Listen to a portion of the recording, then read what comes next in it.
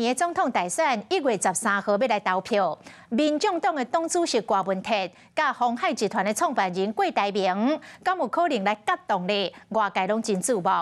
講郭台銘本地有暗算，佇個郭文鐵白沙屯媽祖進香的時陣，要甲伊見面來合體，結果互婉轉來拒絕。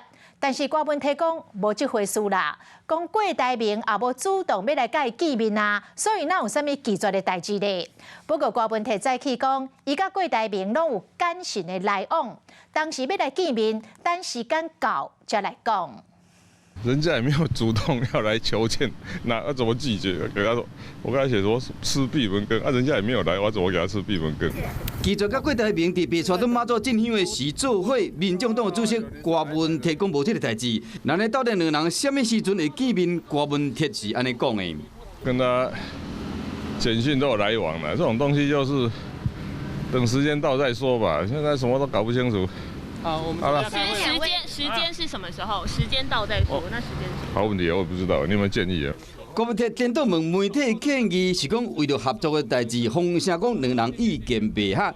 雖然講郭文鐵辦公室發言人講，郭文鐵有國甲郭台銘聯絡，郭台銘考慮時機敏感，所以講這延期。民眾黨2024年的布局，敢會甲國民黨合作引起關心？當然是按照我們的這個制度去產生本黨的這個提名的候選人。好，那至於是這個人哪些人跟哪些人能夠相互搭配哈，我覺得這個也要看先在制度上先必須建立。我們要先安內而後攘外，包含柯文哲主席，某種程度有時候他在奚落國民黨要先把自己的腳步踏穩。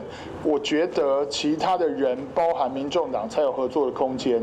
就驚講，如果三腳拄會好，民進黨希望得利，郭台銘、郭文鐵兩人未來拍算牽動到南北2024年的布局。Hello， 大家好，我是乃瑜，要教給大家2個任務。第一個，華視新聞的臉書專頁，你按讚了嗎？還有華視新聞的 YouTube 頻道，趕緊訂閱起來，還要記得按讚，開啟小鈴鐺哦。